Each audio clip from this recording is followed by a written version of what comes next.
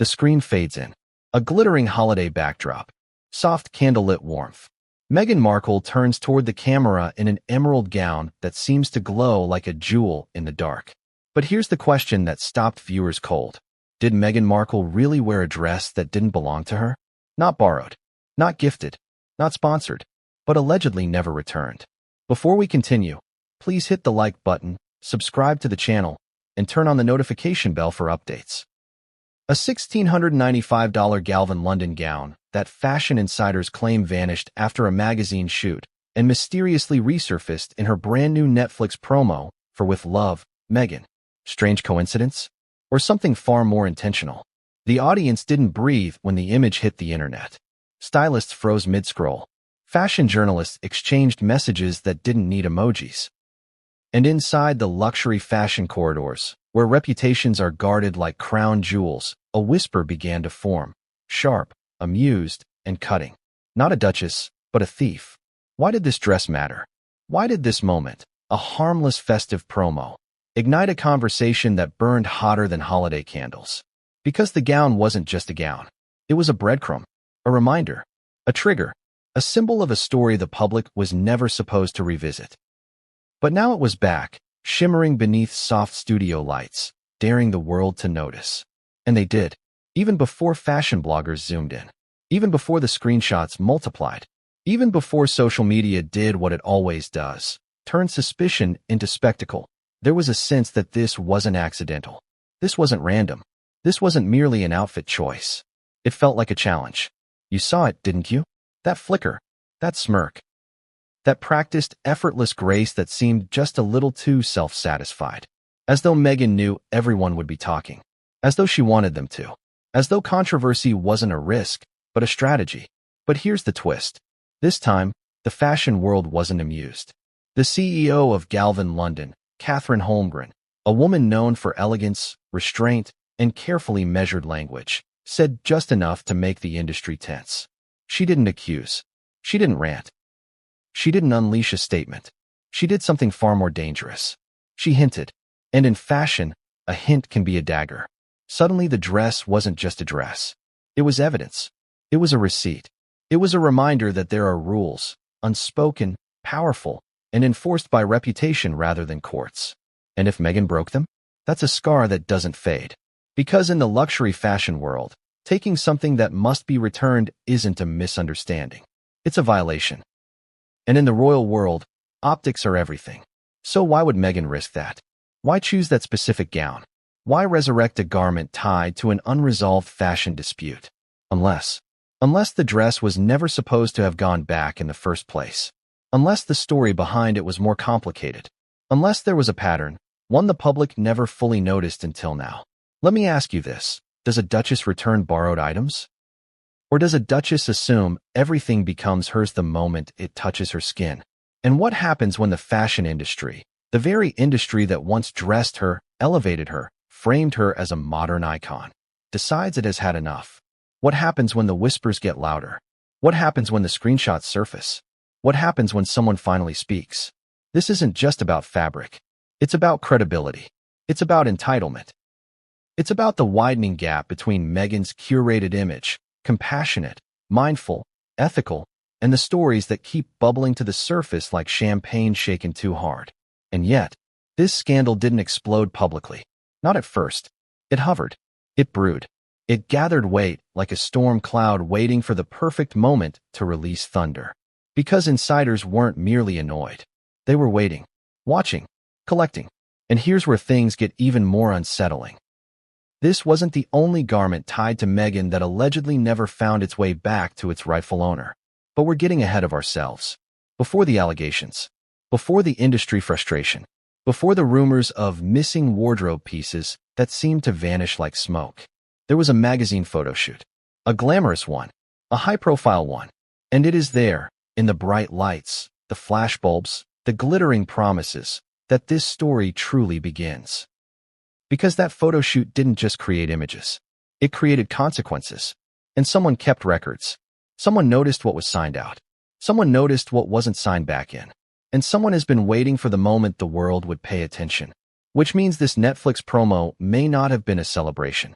It may have been a confession. But what happened at that photo shoot? Who handled the wardrobe? Who sent what to whom? Who signed what form? Who remembers what Meghan walked out wearing? And why does the industry think the emerald Galvin gown holds the answer? The introduction ends on a slow tightening of the lens, from glimmering holiday campaign, to suspicious fashion déjà vu, to whispers from the CEO herself. And yet, there is one more detail. A detail so small, so subtle, so easily missed, that once you hear it, you will never see the dress, or the Duchess, the same way again. Because someone saw the gown leave. And someone says it never came back. Because here's the part the public never heard. The part buried under glossy PR statements and smiling photo calls. Someone reportedly logged the dress as out on loan. And someone allegedly marked it as not returned. Not misplaced. Not delayed. Not damaged. Simply gone. And in an industry where garments are tracked like currency, where labels insure dresses the way museums insure paintings, that kind of disappearance doesn't just raise eyebrows. It raises alarms. Fashion houses don't forget. Stylists don't forget. Wardrobe managers definitely don't forget. And when a public figure rises higher, gains more attention, gathers more headlines, the memories of those who handled them don't fade. They sharpen. They crystallize. They wait. Which brings us back to Katherine Holmgren. Graceful. Composed. Strategic. A CEO who understands that words spoken publicly cannot be unsaid, yet silence can speak louder than a press release. So when she appeared to acknowledge the whispers, subtly, indirectly, but unmistakably, it sent a shiver through the fashion world. Because if the head of Galvin London wasn't shutting the rumor down, was she letting it breathe? Was she allowing the dress to tell its own story? Was she signaling that the industry knows more than it has ever said aloud? Ask yourself this. Why would a CEO risk even a hint of association with a scandal unless she was confident the wind was blowing in her favor? Why would she allow speculation to grow unless she knew her brand stood protected? Why would she let the world connect the dots unless the dots were already aligned? This isn't pettiness. This isn't gossip. This is positioning. The kind that happens before an industry turns. And while the public was still blinking at the shimmering Netflix gown, still debating whether it was the same dress or simply a similar one, something else happened, something far more telling. Stylists started talking. Not loudly, not publicly, but enough to let journalists know that the story had weight. Enough to confirm that inventory logs exist. Enough to imply that the resurfacing of the dress wasn't just curious. It was incriminating. Because here's the truth that the public rarely hears. When celebrities borrow clothing, there are rules. When royals borrow clothing, there are expectations. When duchesses borrow clothing, there is protocol. And breaking it isn't seen as quirky. It's seen as disrespectful. To the brand. To the craft. To the world that dressed you. And yet, as this promo spread, Meghan didn't look like someone concerned about etiquette. She looked radiant, confident, glowing. As though controversy were a perfume she enjoyed wearing. Was that intentional? Was it obliviousness? Or was it something else, something much more provocative? A message, a declaration, a refusal to play by the rules of the world she left behind. But here's where the story tightens even more. This isn't the first time Meghan's wardrobe has sparked uncomfortable conversations.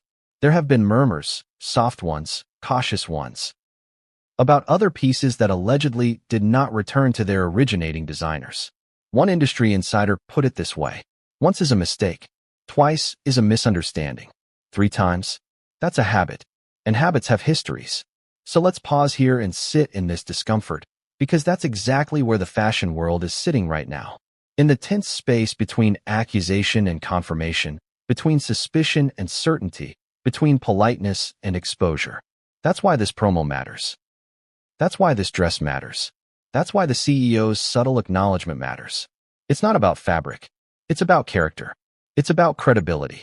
It's about a growing divide between the Meghan Markle the public is shown and the Meghan Markle the industry claims it has experienced. Netflix wanted a warm holiday glow. Instead, they got a spark that might light a fuse. Because if this gown truly traces back to that photo shoot, if the loan paperwork really contradicts the narrative, if the fashion industry decides to speak plainly instead of quietly, what happens then? Does Meghan deny? Does Meghan ignore? Does Meghan pivot to victim narrative? Or does someone, finally, produce the paper trail? Every scandal has a tipping point. Sometimes it's loud. Sometimes it's quiet. Sometimes it looks like an emerald dress shimmering under studio lights while executives wince behind the scenes. And here's the most ironic part of all. Meghan has spent years fighting headlines, shaping image, curating narrative, repositioning herself as a figure of empowerment and integrity. But nothing destroys a reputation faster than hypocrisy disguised as glamour. The audience can forgive almost anything, except entitlement, except arrogance, except the sense that rules don't apply, not because of need, but because of ego. And that is why this story resonates far beyond fashion. Because if a duchess won't return a dress, what else won't she return? Trust? Loyalty? Truth? This is where the tension sharpens, where the air thickens, where the audience leans closer, because scandals built on symbolism are always the ones that endure. And yet, there is still one piece missing.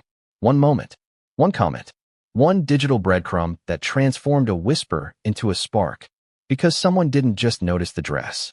Someone compared it, side by side, stitch for stitch, shade for shade, cut for cut. And when that comparison hit the fashion channels, when it spread through the back doors of the industry, when it reached the inboxes of the people who were there that day, everything changed. And that is where the Real story begins, at the photo shoot where the dress first slipped into Meghan's possession, and where someone first realized she might not be planning to give it back. It happened in an instant. One frame, one camera angle, one promotional still. And suddenly a moment that was supposed to introduce Meghan Markle's newest soft glow holiday project became the spark that flicked a match into a room filled with perfume-grade fumes. The Netflix promo for With Love, Meghan wasn't supposed to cause shock. It wasn't supposed to provoke questions. It wasn't supposed to ignite controversy. It was supposed to feel warm, polished, wintry, nostalgic, and safe. But it didn't. It felt familiar. Too familiar. And that familiarity is what made stylists stop scrolling. It made fashion editors tilt their heads. It made industry veterans raise a brow the way a sommelier reacts to a corked bottle, subtle, but unmistakably signaling that something was off. Because the gown Meghan wore, that deep emerald, body-skimming, satin-sheen dress, didn't look like a new wardrobe selection chosen for a festive promo.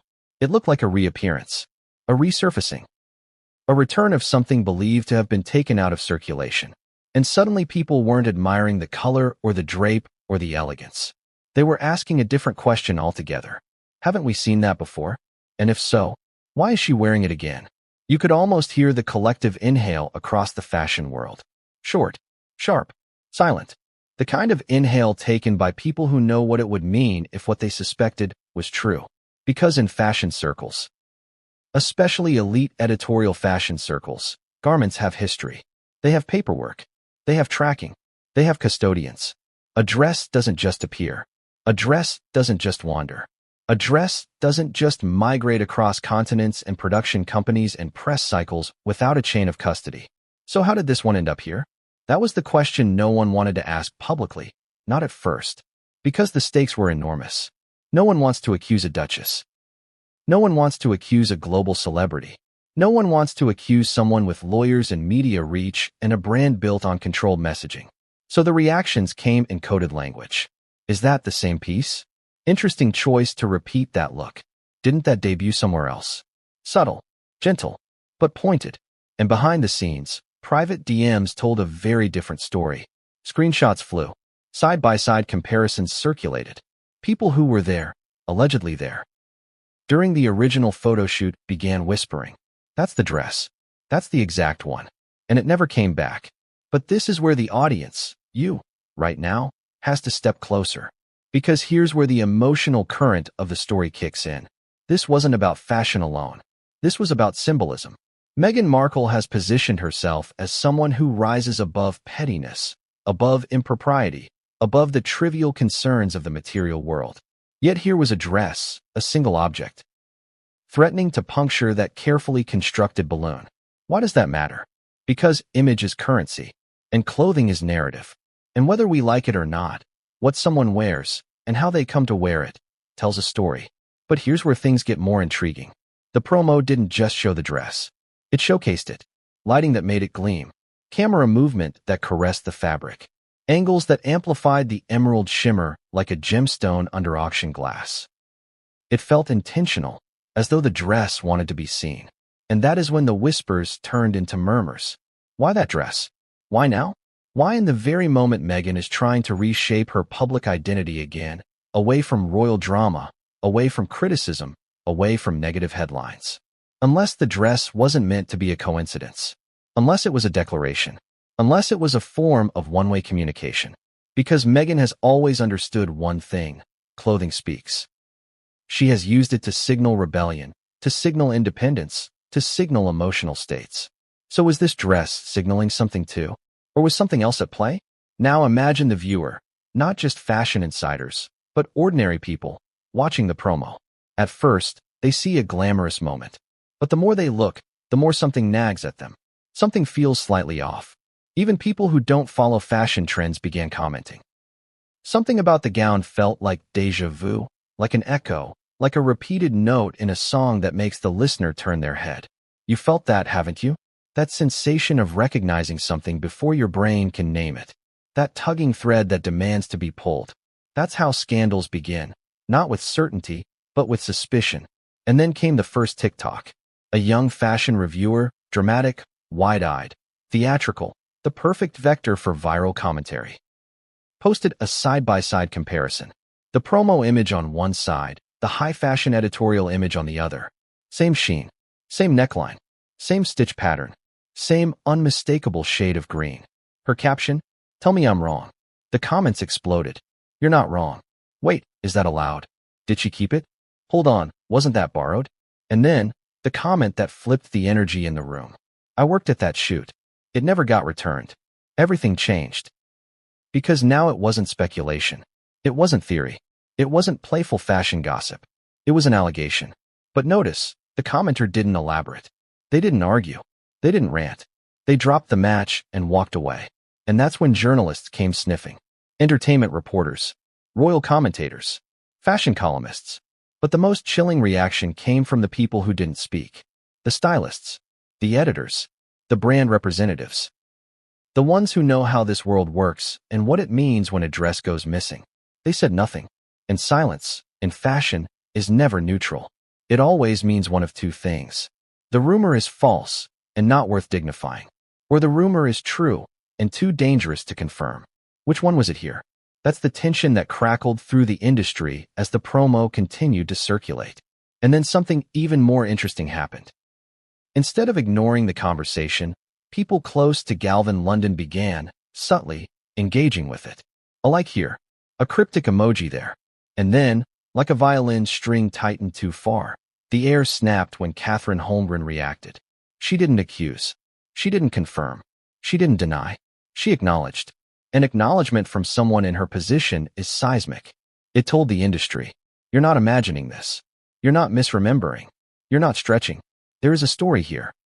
And suddenly the Netflix promo stopped being a marketing tool. It became evidence. It became a breadcrumb in a trail that people didn't even realize they were following until they looked back and saw the path forming behind them. But now we must address the audience directly. You, watching this unfold like a slow-motion topple of dominoes. Why does a single dress matter this much? Why does this story feel bigger than clothing? Why does this promo feel like the start of something rather than a standalone moment? Because this wasn't the first time Meghan has been accused of blurring the lines between borrowed and owned. There have been murmurs, always soft, always unofficial, about jewelry, accessories, garments, pieces that were meant to return to showrooms but allegedly found new homes instead. And if this dress was truly one of them, then this promo wasn't just tone-deaf. It was provocative. But here's the most fascinating part. Meghan didn't flinch. She didn't address it. She didn't adjust the narrative. She didn't pivot. She acted as though the gown was unremarkable. Which begs the question, does she not know? Does she not care? Or does she think she is untouchable? That question, that exact question, is what pulled the public deeper into the story. Because people don't just watch scandals. They participate in them. They speculate. They attach meaning. They project. And Meghan Markle has always been a projection screen. For admiration. For resentment. For aspiration. For scrutiny. So now imagine the emotional cocktail brewing as this promo circulated. The audience didn't just see a dress. They saw audacity. They saw entitlement. They saw defiance. They saw a duchess who left the monarchy, yet behaves more royally than the royals. And then another layer settled in. Holiday season. The time of generosity, of goodwill, of sincerity. And here was Meghan, wearing a dress that symbolized alleged taking rather than giving. The irony was too rich for critics to ignore. And yet, here is where this chapter twists one more time. Because just when people thought the story had reached its peak, just when reaction stabilized, just when the promo seemed like it might drift into the background, a fashion journalist, not a tabloid writer, not a gossip blogger, not a royal commentator, but a respected industry professional, hinted that the dress might be part of a larger pattern that people have not yet connected. A pattern involving other garments, other designers, other unexplained disappearances. And that is when the story stopped being about a dress and became a mystery, a pattern, a potential exposé waiting to be assembled piece by piece. Which leads us to the question that ends this chapter. If the Netflix promo ignited the conversation, what will happen when we go back to where the dress first appeared and discover what really happened the day it slipped into Meghan's possession? Before the promo, before the whispers, before the screenshots and side-by-side comparisons, there was the dress itself, the now infamous emerald Galvin London gown with a price tag of $1,695 and a history that refuses to stay quiet. Because this wasn't just fabric stitched into a flattering silhouette. This was a garment with lineage, with provenance, with a paper trail, and with a story that stretches back to a moment long before Netflix holiday promos and soft focus candles. And here's the shocking opening question that pulls us in. How does a dress become a controversy? Not a speech, not a scandal, not a lawsuit. A dress. It happens when the dress becomes more than something worn, when it becomes something remembered. Fashion memory is powerful. Designers remember who wore what. Stylists remember who handled which pieces. Photographers remember what garments were pulled for which shot. And brands, especially luxury brands, remember which high-profile figures helped elevate their designs. So why does everyone remember this dress? Because the first time it appeared, it wasn't background. It wasn't incidental. It wasn't one outfit among many. It was the centerpiece of a carefully curated editorial moment, a moment that was supposed to define Meghan Markle in a new visual era, elegant, modern, refined, and untouchable. The emerald satin hugged her form, caught the light, and created an image that fashion outlets described as poised, cinematic, and unforgettable. And then, strangely, the dress itself disappeared from the public story. But let's rewind. Because to understand why the gown resurfacing is such a big deal, we have to trace its origins. It begins with Galvin London, a label known not for theatrics, but for subtle sophistication. Clean lines, precise tailoring, minimalist glamour. The brand is respected in the fashion world for being the go-to choice for women who want to look powerful without looking loud. Their clientele? Actresses, heiresses, royals, women who understand the difference between being noticed and being remembered. And Meghan, before the palace exit, before the Oprah interview, before the Spotify breakup, fit the Galvin brand aesthetic perfectly. Or at least, she did on the surface. Because when Meghan wore Galvin, publications swooned. The brand benefited. The media clipped, circulated, and praised. It was a mutually beneficial relationship, the kind fashion houses rely on to stay culturally relevant. But according to industry murmurs, something happened that shifted that relationship. Something that made the brand more cautious. Something that made insiders tighten their expressions when her name came up. And that something centers around the emerald gown. The gown was pulled for a major magazine shoot. High budget, high profile, high visibility. It was logged, transported, steamed, prepped, handled with gloves, and fitted under the supervision of stylists who follow strict procedures. Garments like this don't float freely. They don't vanish. They don't get lost in the mix. They are tracked meticulously because the value isn't just monetary, it's reputational. Which brings us to the moment Meghan wore it. According to those who claim to have been present, the gown photographed beautifully. It moved. It draped.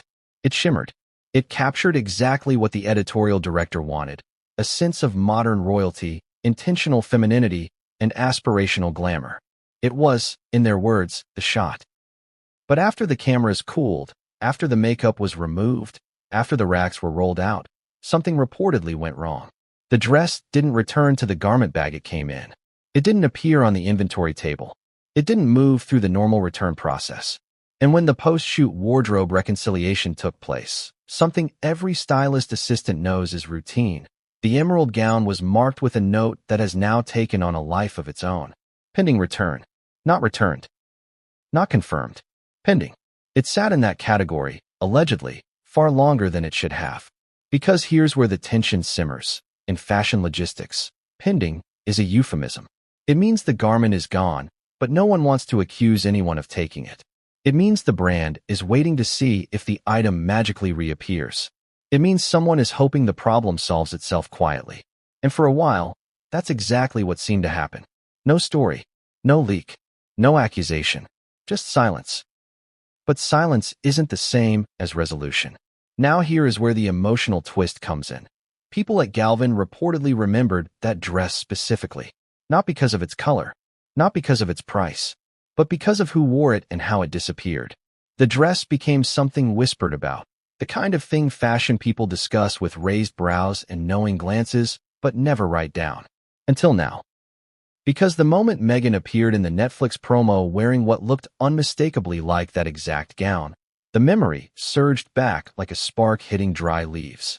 And suddenly, a dormant question awakened. Is that the same dress? And if so, how did she still have it? Was it gifted quietly? Was it purchased after the shoot? Was it misplaced and later found? Or was it, as some suggest, never returned in the first place? The fashion world loves ambiguity, but it despises broken protocol. This is where things deepen even more. Because while Galvin London has dressed countless high-profile women, there are very few instances, if any, where a garment loan resulted in this kind of unresolved mystery. Which raises another question. Why did this particular incident cling to the professional memory of the people involved? Was it the timing? Was it the rising tension between Meghan and the British press? Was it the sense that she was shifting from fashion muse to uncontrollable variable? Or was it because someone tried, and failed, to retrieve the gown quietly? Industry rumors suggest that attempts were made. Emails, follow-ups, soft reminders, the kind designed to protect relationships. And then, abandonment. Not because the dress didn't matter, but because the brand didn't want a war. At the time. But now, years later, the dress came back, not to Galvin, but to camera lenses. And this time, the world noticed. Which means the past didn't stay buried. It resurfaced in emerald satin, under studio lighting, paired with a title that sounded more like a romantic greeting card than a streaming project. With love, Meghan. The irony couldn't have been sharper if it were cut with tailoring shears. But here is the most unsettling part. If the dress really is the same one, then one of two things must be true. Either Meghan knowingly wore a garment associated with an unresolved fashion controversy, or Meghan had no idea there was ever a problem, because she assumed the dress was hers to keep. Which one is worse? That depends on who you ask. To the fashion world, the first suggests disrespect. To critics, the second suggests entitlement. To supporters, both interpretations are uncomfortable. And yet, no one from Meghan's camp has clarified. No receipt shown. No explanation offered. No stylist statement issued. Just glowing promo images. Which leads us to the tension point that will carry us into the next chapter. If the CEO of Galvin London truly hinted at awareness of the gown's resurfacing, then what does she know that the public doesn't? And more importantly, why hint now? Why speak indirectly instead of staying silent? Why allow speculation to grow instead of extinguishing it? Because if the history of the dress is complicated, then the history of Katherine Holmgren's reaction is even more revealing. Because here's where the story stops being about a dress and starts being about power. In the fashion world, power is expressed through access. Who gets samples first? Who gets custom tailoring? Who gets archival pieces? Who gets loaned what others could never touch? For a brief time, Meghan Markle was at the very top of that access chain. When she became a duchess, she became fashion royalty as well. And brands lined up to clothe her. But access is not ownership. And that distinction is everything. When a garment is worn for an editorial shoot, it does not become the property of the person wearing it. It remains the property of the brand. Even if the celebrity loves it. even if the stylist says nothing, even if the public assumes wealth equals possession. So what happens when someone treats a loan garment as a personal acquisition? Whispers, cold shoulders, silent blacklisting. And fashion blacklisting is unlike any other. It's polite, quiet, unspoken, and devastating. But here's the detail that makes this gown so unforgettable.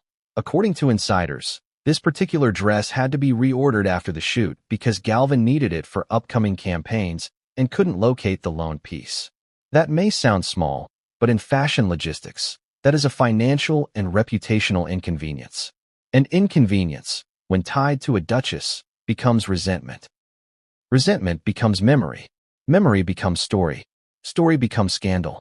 And in this case, the scandal reignited the moment the dress resurfaced. Now let's talk about why emerald matters. Of all colors, green carries layered meaning in royal and fashion circles. Wealth, envy, rebirth, audacity. Meghan wearing emerald during a moment where the world is questioning her credibility created an emotional collision. Viewers saw more than color. They saw symbolism, whether they realized it consciously or not. A duchess in emerald is either making peace with her past or provoking it. Which interpretation fits here? That depends on the next thread in the fabric, Katherine Holmgren. Because when the CEO reacted, subtly, strategically, almost academically, she wasn't merely observing. She was signaling. And CEOs don't signal without intention. Especially not in fashion. Especially not when a duchess is involved. Especially not when a brand has historically benefited from royal adjacency. So why now? Why allow the rumor oxygen? Why acknowledge it instead of ignoring it? There are several possibilities, each one more intriguing than the last. Possibility 1. The brand wants distance. Quiet distance. Elegant distance. The kind achieved not through statements, but through implication. That tells the industry, we aren't aligned. Possibility 2. The brand wants accountability, but not publicly. A nudge, not a shove. A reminder that they remember. Possibility 3. There is more to the story, and Galvin knows it will come out with or without them. Possibility 4. Someone else, a stylist, a journalist, a former insider, is preparing to speak, and the brand wants to be positioned on the correct side of history. Which possibility is true? That's what keeps the story alive, uncertainty. Because scandals thrive in the space between confirmation and denial. And that's exactly where this dress lives. But let's zoom out for a moment and ask the question the audience is probably thinking by now. How can one dress create this much tension? Because this dress represents something larger. The disconnect between the Meghan Markle the world was presented and the Meghan Markle the industry claims it encountered behind the curtains.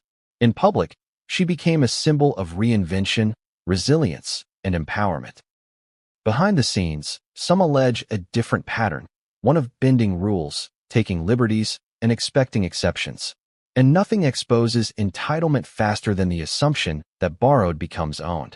Now here's where the emotional tone shifts again, because the resurfacing of the dress didn't just dredge up the past.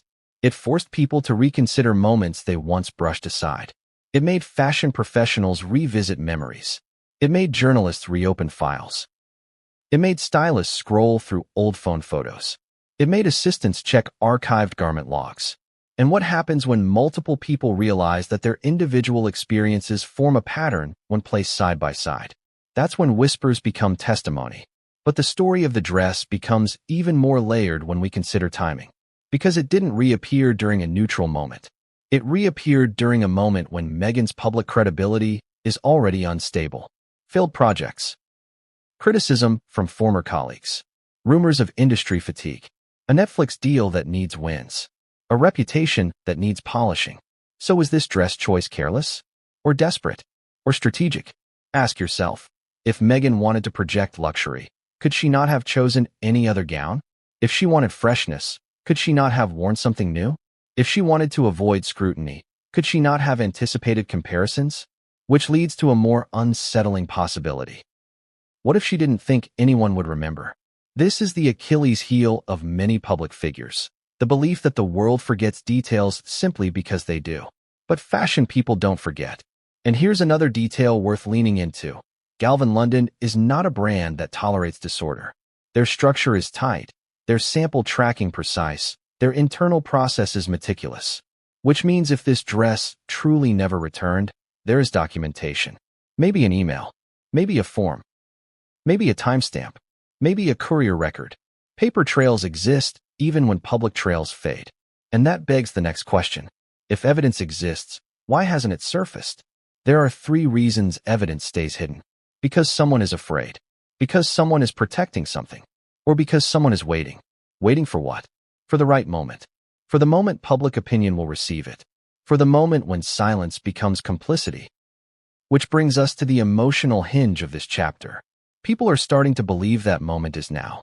Because when a dress resurfaces after years, on a global streaming platform, on a woman whose public narrative is cracking, the universe feels like it's positioning puzzle pieces.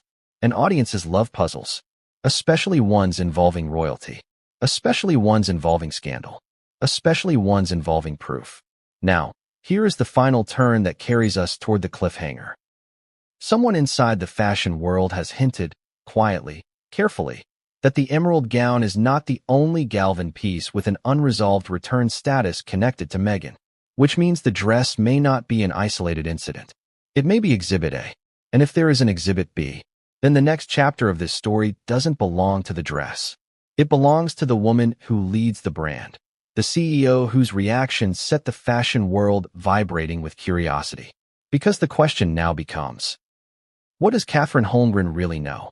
And why did she break her silence, even subtly, after all this time? Here's the question that stopped everyone mid-breath. Why would the CEO of Galvin London, a woman known for elegance, restraint, and flawless industry diplomacy, choose this moment to acknowledge the whispers about the emerald gown? Why her? Why now? Why at all? Because Katherine Holmgren is not just a name printed on a corporate letterhead.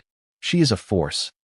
The kind of fashion executive who doesn't need to shout to be heard, who doesn't need to accuse to be understood, and who doesn't need to threaten to send shockwaves through the industry. When she moves, people notice. When she pauses, people interpret. When she speaks, even indirectly, the fashion world leans forward like a room of students waiting for the answer key. So who is she really? And why does her subtle reaction to Meghan Markle's resurfaced dress matter more than any viral TikTok, gossip headline, or Twitter thread? Let's start with the hook, the shocking truth beneath her polished exterior. Katherine Holmgren has built a career on discretion. She knows every celebrity who has ever damaged a dress, lost a garment, split a seam, stained silk, failed to return couture, or tried to negotiate their way out of a loan agreement. She has seen public angels become private nightmares, and she has never, not once, allowed any of that to become public knowledge. Until now. But before we get to the moment she appeared to break her silence, we need to understand who she is, how she operates, and why her voice, even whispered, carries more weight than Meghan's defenders can comfortably handle. Katherine Holmgren entered the fashion world through refinement, not chaos. She rose through the ranks the way a perfectly tailored dress reveals shape, subtly, gradually, flawlessly.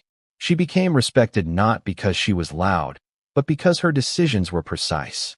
She cultivated relationships with journalists, stylists, and designers, not by flattering them, but by never giving them a reason to distrust her. In an industry fueled by ego, she became synonymous with reliability. In a world obsessed with attention, she mastered invisibility. And that is why her reaction matters. Because Katherine Holmgren does not involve herself in noise. If she responds, even with a facial expression, even with a liked comment, even with a cryptic emoji, it means one thing. There is something worth responding to. But before we return to that moment, let's ask the audience directly. You, listening right now. Why would a CEO risk even the perception of acknowledging a scandal unless she believed the facts were on her side? Why would she allow speculation to build unless she knew it could not harm her or her brand? Why would she permit her name to brush against controversy unless she was confident the wind was blowing in only one direction? Because CEOs are many things, strategic, polished, rehearsed, but they are never careless. So when a comment surfaced online suggesting that the dress Meghan wore in the Netflix promo was the same one that allegedly never returned after the magazine photo shoot, and Katherine Holmgren appeared to subtly validate awareness of the situation, the industry froze. Not because she accused Meghan. She didn't. Not because she confirmed theft. She didn't. Not because she fueled the rumor. She didn't. She did something far more calculated. She did not deny it. And that, in fashion, is a statement. Because denials are cheap. Silence is currency. Selective acknowledgement is warfare. But let's look deeper. Because the emotional intrigue here doesn't come from what she said. It comes from what she didn't say. She didn't defend Meghan. She didn't correct the narrative. She didn't protect the relationship. That alone triggered speculation. But here's the twist. Katherine Holmgren has a reputation for being fiercely protective of Galvin's brand integrity. Which means if a garment associated with her company becomes the centerpiece of a scandal, she will protect the brand, not the wearer. Now imagine the symbolism. A duchess versus a CEO. One with a title. One with the power to withdraw elegance. And fashion always sides with elegance. But the story intensifies, because sources inside the fashion world claim that Katherine's subtle reaction was not spontaneous. It was intentional, calculated, timed. To what? To the moment the dress resurfaced publicly. Which means she was watching. She was aware. She was waiting. Waiting for what? For the moment the burden of implication shifted. Because before the promo, if Galvin had spoken, it would have looked like aggression. After the promo, it looked like recognition. But here's where things become even more fascinating. Those who know Katherine say she believes in 3 rules when dealing with difficult public figures. Rule 1. Never accuse someone openly. Let the evidence speak. Rule 2. Never rush. Scandals mature like fruit. Rule 3. If you must respond, respond in a way that cannot be quoted, only interpreted. And that is exactly what she did. Now let's explore why Meghan wearing that dress again would have struck Katherine. Not emotionally, but professionally. Because a dress that never returned is not just a missing garment. It is a cost, a breach, a violation of trust. And fashion runs on trust. Trust between designers and stylists. Trust between brands and magazines. Trust between lenders and wearers. If a duchess breaks that trust, the entire ecosystem feels the tremor. And CEOs remember tremors. But here's the emotional turn. Katherine Holmgren is not vindictive.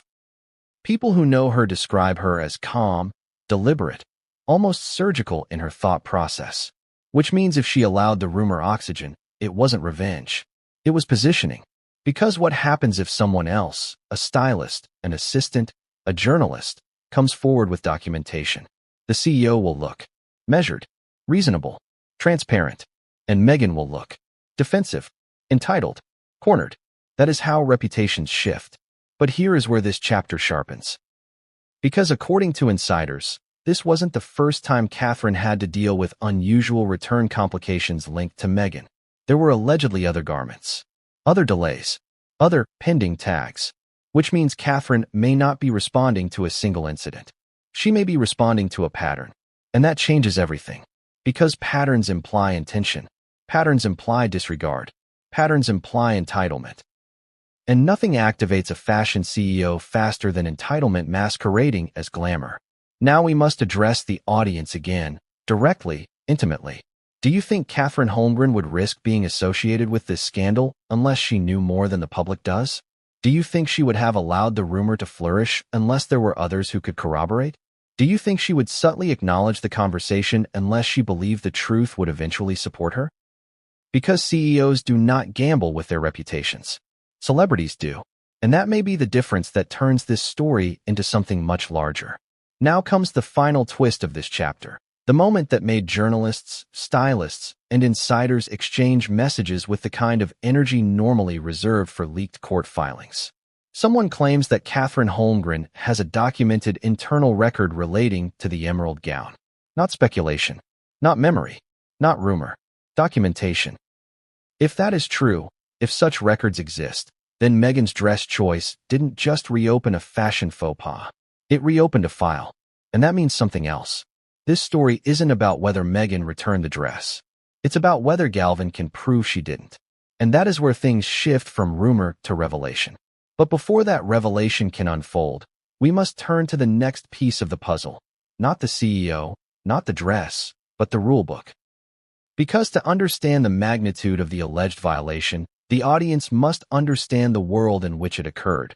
The world of fashion borrowing, editorial loans, return contracts, garment tracking, and the unspoken codes that govern them.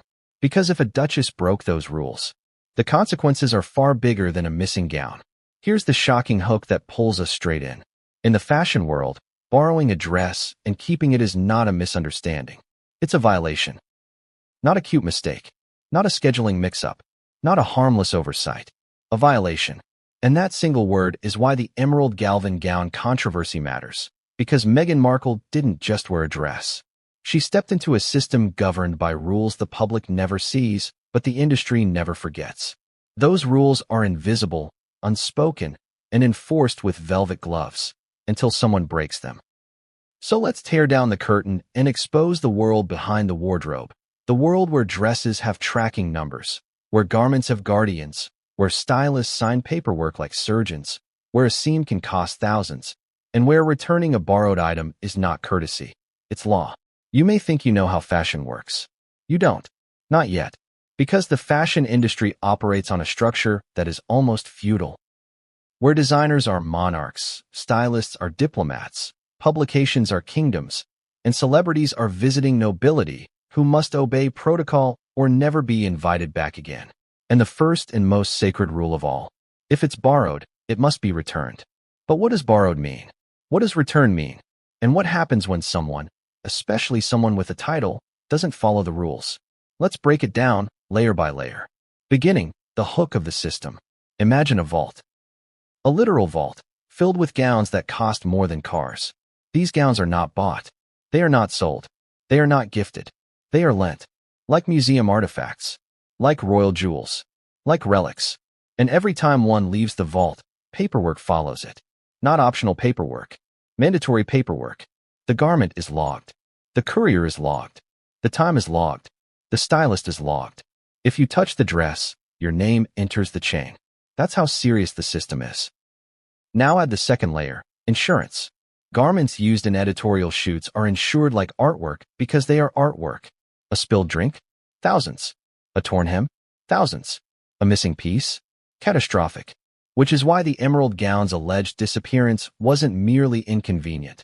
It was a breach of the system. A crack in the vault. Middle. The build-up. The rules no one talks about. Here's where things get even more revealing. Not all clothing in magazines or promos is owned by the person wearing it. In fact, most of it isn't. Fashion shoots are theatrical illusions. The gowns go back. The jewelry goes back. The shoes go back.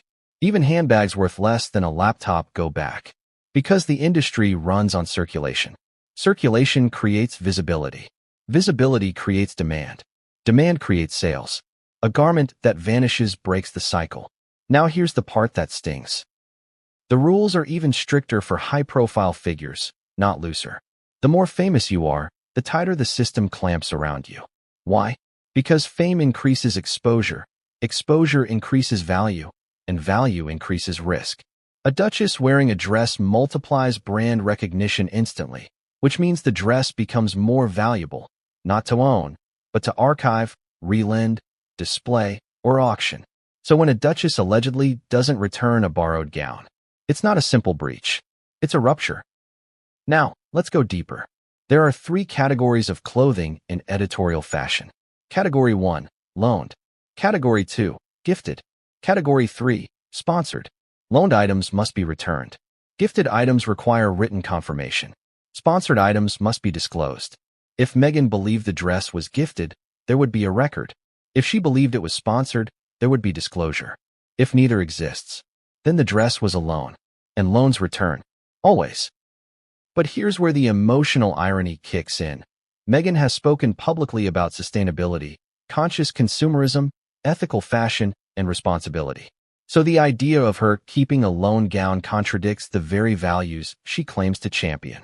That contradiction is why people are talking. That contradiction is why the story has traction. That contradiction is why the rumor won't die. Now let's add another twist. Stylists often protect celebrities. They smooth over mistakes. They repair reputations quietly. They negotiate forgotten returns, damaged clothing, even missing jewelry. But when stylists stay silent, it means either they're protecting themselves or they're letting someone fall. and multiple stylists have stayed silent about the Galvin gown. That speaks louder than any statement. Now, let's pull the audience closer with a question. Why would Meghan risk violating fashion protocol? There are several possibilities, each more dramatic than the last. Possibility 1. She assumed her status exempted her. Possibility 2. She believed the dress was hers once worn. Possibility 3. Someone told her she could keep it. Possibility 4. She simply decided to. Possibility 5. She didn't think anyone would dare challenge her. Which possibility feels most like Meghan? Hold that thought, because now we arrive at the next rule, the rule that turns a wardrobe mishap into a reputation event. If a garment resurfaces after failing to return, it signals either defiance or carelessness. Neither reflects well on a duchess. End. The mini cliffhanger rising. So now picture this. The emerald gown reappears in the Netflix promo. It isn't tucked into a casual moment. It isn't muted. It isn't disguised. It stands front and center, gleaming, proud, impossible to miss. And the people who handled that dress years ago are watching. The stylists, the coordinators, the brand liaisons, the magazine editors, the CEO, and every one of them is asking the same question. Is that the dress that never came back? And if it is, why would she wear it publicly? Why now? Why on camera? Unless she thinks she is untouchable. Unless she believes rules no longer apply. Unless the unreturned gown is just one piece of a pattern. Because here's the final reveal of this chapter. The fashion world has a phrase for celebrities who keep borrowed items. They call them closet thieves. It doesn't mean criminal. It means inconsiderate, entitled, unprofessional, and nothing damages a fashion relationship faster than that label. Now imagine that label being whispered about a duchess. Because the rumors don't stop at one gown. There are whispers, soft, cautious, strategic, that the emerald Galvin dress was not the only item Meghan allegedly failed to return. And if that is true, then the story shifts from scandal to pattern. And patterns demand proof. And proof demands witnesses. And witnesses are already stirring. Because someone in the fashion world is preparing to speak. Not anonymously, not indirectly, not subtly, but openly. And when that happens, the consequences will reach far beyond a dress. Because what comes next reveals the photo shoot where it all began. The shoot where the dress first left the studio, and where people first noticed that Meghan Markle might not be planning to give it back. Here's the hook that sets the stage for the unraveling. What happened during that magazine photo shoot was supposed to be glamorous, flawless, and forgettable, the kind of editorial everyone moves past in weeks. Instead, it became the first domino in a chain of events that refuses to stop toppling. It began like any other high-profile shoot. Lights, cameras, stylists bustling around, steaming racks, assistants hustling, hair and makeup teams coordinating with military precision. The atmosphere was calm on the surface, but the undercurrent was tense, because these shoots always carry weight. Every outfit matters. Every accessory matters. Every moment captured can define a public image for months, years, even decades. And the emerald Galvin gown was the centerpiece. Imagine the scene.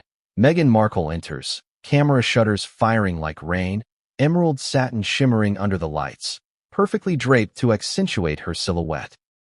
Stylists step back, evaluating the fit, the movement, the angles. Photographers shout directions. Every snap is documented, every pose analyzed. It's not just photography, it's choreography, it's theater, it's politics.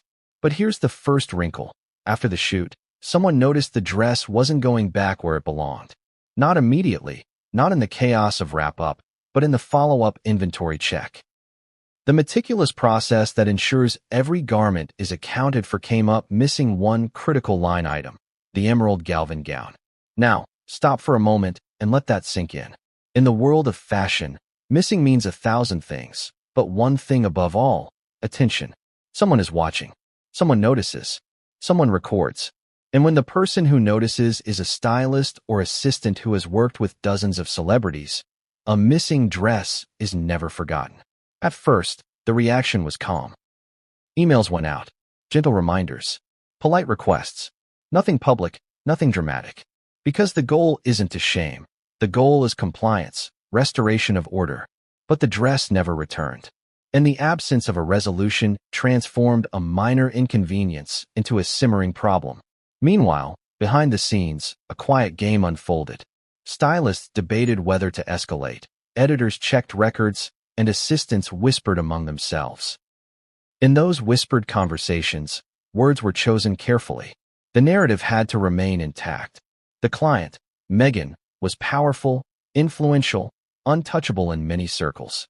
Yet the dress's disappearance challenged that untouchability, creating a tension no one could ignore.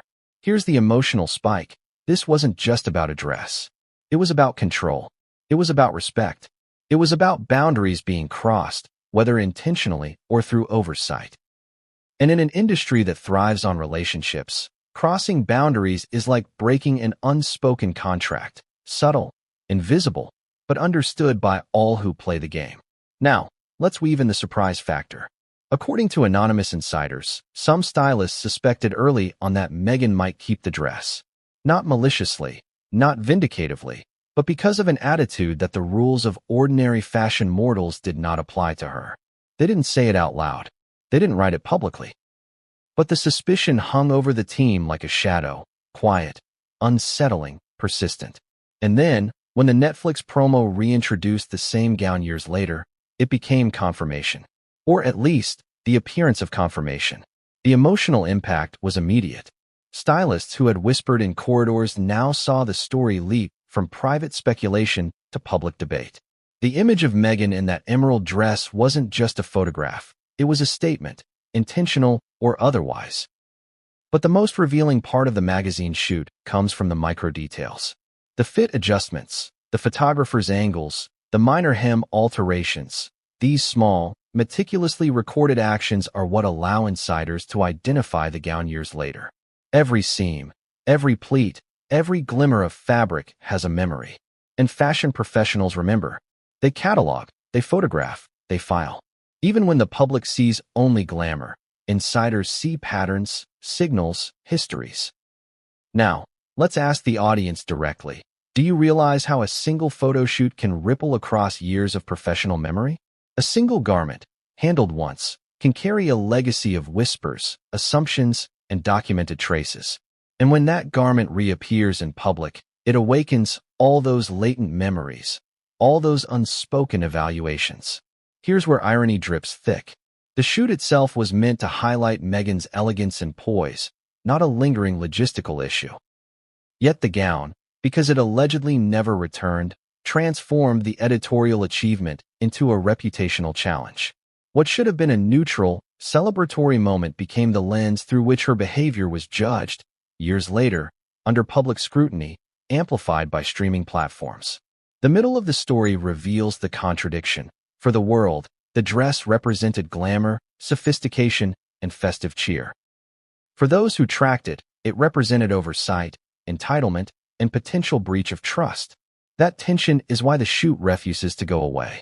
Because one image, one carefully crafted editorial frame, contains multiple truths depending on perspective. And in this case, the perspective of the fashion industry clashes with the perspective of celebrity marketing. Now comes the twist that keeps audiences leaning in. Stylists and insiders claim that during the shoot, subtle negotiations occurred regarding the dress. Notes were exchanged. Forms were initialed. Recommendations were made to ensure its return. But after the final snapshots, the dress vanished. And no one could explain why. The whispers circulated quietly among industry professionals. It wasn't supposed to leave. It was under strict tracking. Yet somehow, it ended up in Meghan's possession long enough to appear in the Netflix promo years later. And here's where the emotional tension escalates. For people who worked behind the scenes, this wasn't just a professional inconvenience. It was personal. Because the fashion industry, like any elite ecosystem, functions on trust, reputation, and respect. To violate that, intentionally or not, triggers indignation, disappointment, and, eventually, confrontation. But confrontation hasn't happened publicly. Not yet. The system is holding, watching, assessing. Which brings us to the cliffhanger that will carry into the next chapter. If the dress resurfacing reveals the original breach, then the next question becomes not about the garment, not about Meghan's intentions, but about accountability. Who notices? Who acts? Who enforces the invisible rules of fashion protocol when the alleged violator is a duchess? Here's the hook that keeps the tension pulsing. Once is a mistake. Twice is curiosity. 3 times? That's a pattern. And insiders allege that the emerald galvan gown may not be the only wardrobe mystery connected to Meghan Markle. There are whispers, quiet, carefully measured, and strategically placed, suggesting a series of clothing items that allegedly never made it back to their rightful owners. Dresses, shoes, jewelry, handbags. Small items, large items, expensive items. Items that, once disappeared, create not just inconvenience, but a lingering